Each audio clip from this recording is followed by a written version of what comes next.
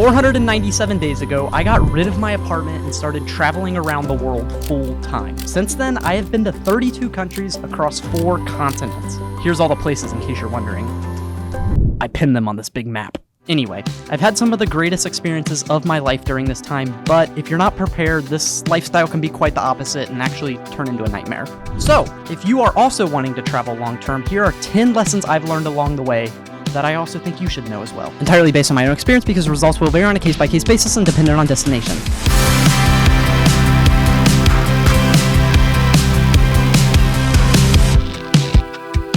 Okay, first and honestly the most important, balance your expectations. A lot of people think full-time travel is this incredibly fun and awesome thing, which it is, but it's not like this 24/7. It's still life and you still have highs and lows.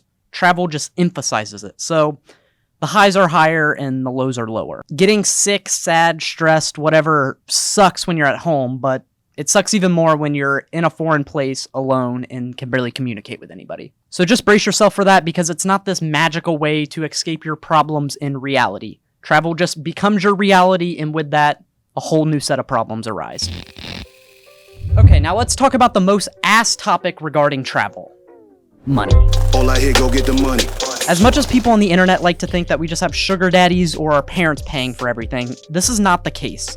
Well, it is for some people, but for most of us it's not. So how do we fund it all? Well, there are 3 main ways to fund long-term travel. So first you have the backpacker strategy. This is basically just saving up as much money as you can, going and traveling, and then living off of these savings while you travel. The benefit of this is you have complete freedom as you're not tied down to some job and you don't have to worry about working. The downside, you're going to run out of money at some point. So then next you have the travel work strategy. This is more sustainable over the long run because you're traveling to a destination and then working a job in that destination that covers most, if not all, of your living expenses. Some of these also pay as well. These jobs can be things like being an au pair, an English teacher in a foreign country, dog sitting, working in the yacht industry, and then also websites like Workaway and Worldpackers. So with these types of jobs, your travel expenses can basically decrease to nothing, but the problem can be you get tied down to a location for a while, so you don't have as much freedom. Brings me to the last strategy, which is the perfect balance of having freedom to go where you want and being financially stable, is the digital nomad strategy. So as somebody who makes videos for a living, this is essentially what I do, but it's also kind of a mix with the travel work strategy because I have to be in certain places at certain times. So the most proper way to do the digital nomad strategy is to travel while simultaneously working or running a business remotely. So anything that can be done 100% with a laptop and internet connection is your best bet for this. And you can break the type of digital nomad jobs also into 3 categories. So first you have your normal computer freelance jobs, which are like your web developers, your programmers, your graphic design, editors, that type of stuff. These jobs are always in high demand and easy to get if you master the skill set, and this is what the majority of digital nomads do. Then you have the weirder ones that are much harder to be successful in, so think crypto and stock trading, e-commerce, influencer work, that type of stuff. Then the last type of digital nomad job is working full-time for a company that allows remote work. If you can find the right company, this is a great option, but the problem that you'll often find is companies that allow you to work remotely will not allow you to do so outside of the country, so you have to stay in your home country a lot of the times. So just look into that. Okay, so that was how you make money while traveling. Now you need to spend that money properly because wasting money on ATM and foreign transaction fees is stupid. First, you want to get yourself a good travel credit card. I'm not going to go in depth and tell you what to get because there are way too many resources and videos online already regarding this. Do some research and pick the best one or more that fits you and your needs. I personally use the Venture X as my main card, and then I have a few other ones that are more like niche for specific categories.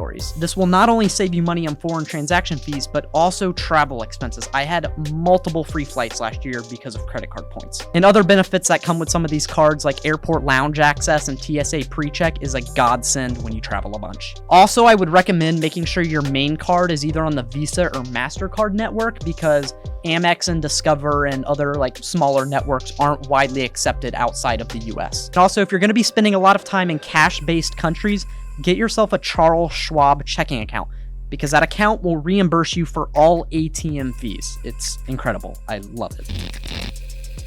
Lesson number 4, if you do not already, get in the habit of tracking your spending and setting a daily budget. It is so easy to overspend when you're traveling, like significantly more so when you're at home. So give yourself a daily budget. Now, you're traveling all over the place and your expenses range drastically day to day depending on where you're at and what you're doing.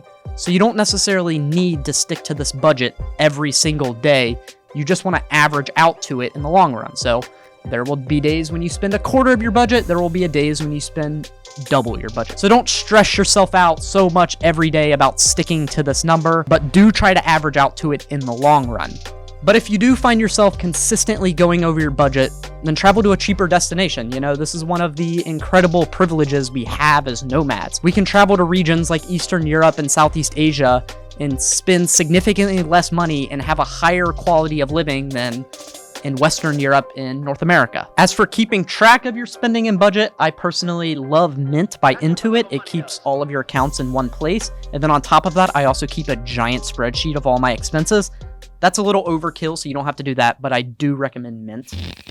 And for the last of these travel, finance, money tips, make sure you have good travel insurance. Which brings me to the partner of this video, which is SafetyWing, who provide the absolutely crucial service if you're traveling abroad: travel medical insurance. It's one of the least exciting things when you're planning your travels, but it's by far one of the most important things because you do not want to end up in a foreign hospital without insurance. That would be an absolute nightmare. So how SafetyWing works is if you're traveling outside of your home country and you get sick or hurt and need medical assistance, they cover you. You don't even have to know the exact countries or end date. Just put a start date and put yourself on an automatic monthly plan, which you can cancel anytime for any reason. So you only pay for what you use. There are no complex forms or pre-approval required, so you can sign up super quickly online. If you come home for a few months, you can easily cancel it and then turn it back on once you leave again. And on top of medical insurance, your SafetyWing plan also includes coverage for a ton of other things like emergency evacuation, lost checked luggage, travel delays, and more. Their pricing is super competitive at just $42 a month, and they have an incredible support team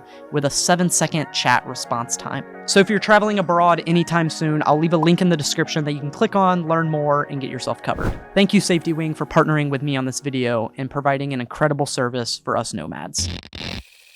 So next up, tip number 6, if you are planning to do this whole long-term travel thing by yourself, but you've never solo traveled, then you should not go until you are comfortable spending a lot of time by yourself in new places. And I don't mean like in your house by yourself. I mean like going out in public and doing things by yourself. I've heard countless stories from people who had never traveled alone and then decided to go do a big international trip by themselves. Then they get to their destination, they realize they don't like solo traveling, then they end up spending a large swath of their trip just in their hotel because they don't have the confidence or they're nervous to go out and do things by themselves. So, if you have not spent a lot of time alone outside your house, start doing it.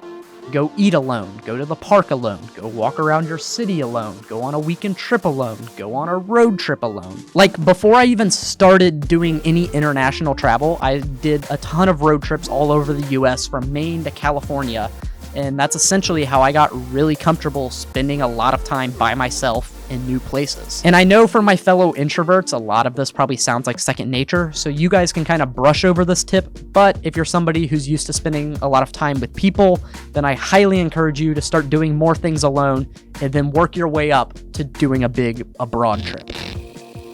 This is not an endless vacation, as much as some people like to think it is. When you're on vacation, you're only traveling for a short period of time, a weekend, a week, a couple weeks, whatever.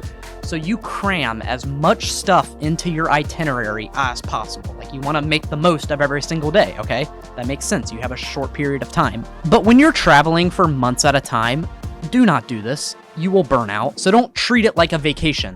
Treat it like your life. There are days where you'll just want to chill and not do much and not go out. That's okay. Don't feel guilty about it. Every day does not need to be some jam-packed, crazy, adventurous day. Honestly, some of my favorite days when traveling are just like when I have nothing planned and I'm just like meandering around doing nothing. So spend more time in destinations than the normal tourists do. This will give you the time and opportunity to have a more immersive experience in a place rather than just coming for a few days, seeing the touristy things, and leaving. And then it also allows you to develop a little routine so you don't go insane. And the last reason why you probably want to spend longer in places than the normal tourists do is The longer you spend in a place, the cheaper it becomes. And this is just simply because you have less travel days, less flights, less buses, less trains, that type of stuff. And then also, a lot of accommodations will give you a discount if you stay for a longer period of time.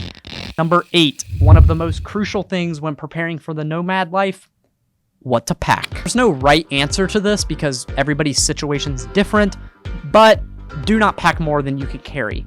A good rule of thumb is if you cannot carry all of your luggage through a train station or for about like a kilometer, then you have too much, or you just need to hit the gym. Now, I personally use one 70-liter checked bag and one 30-liter carry-on. Now, over half the stuff I travel with is camera gear. So if you do not have an absurd amount of camera gear, you can get by with way less than that.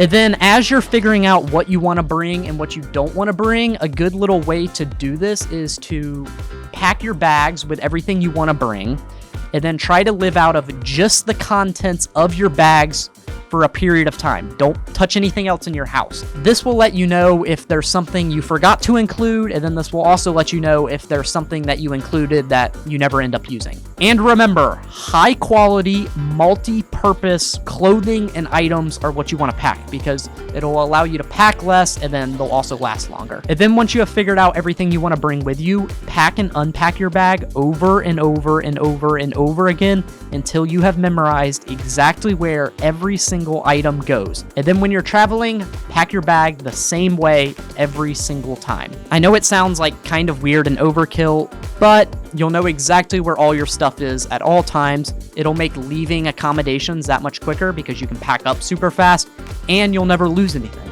Like, seriously, because of this method, I never lose anything. Oh, also, put an AirTag in your bag. Okay, next tip. Let's talk about planning. You want a spontaneity permitting itinerary. What do I mean by this? Well, you want to have a good idea of where you're going to go and what you're going to do. But you do not want to have everything so planned out to the T that there's no room for spontaneity. You're going to get to places and want to stay longer or leave sooner. You're going to find out about new places that you want to visit. You're going to meet new people and go do things with them that you wouldn't have otherwise. And if you have every single thing planned and booked out beforehand, you're not going to be able to do any of that. So have a general idea of what you're going to be doing, but don't have every single thing fully booked. Leave room to be flexible.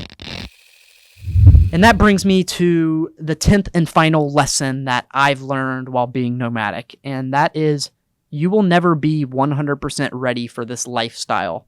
So just go. Yes, obviously you need to prepare and educate yourself before doing this, but no matter how much of that you do and how many of videos like this you watch, you will never be fully ready because there are a lot of things that you can only learn and figure out over time and experience traveling. So yes, you will absolutely have struggles in the beginning, but that's okay. That's how it's supposed to be. Travel is meant to challenge you. It's meant to change you. That's why it's so addicting. Prepare yourself the best you can beforehand, but then after that, embrace the unknown and just take the leap. Well, thanks for watching. I hope that was helpful if you're somebody who's looking to start traveling long term. I'll be down in the comments if you have any more questions, and then you can also always shoot me a DM on Instagram. Subscribe if you don't already, and I hope we cross paths somewhere in the world. Peace.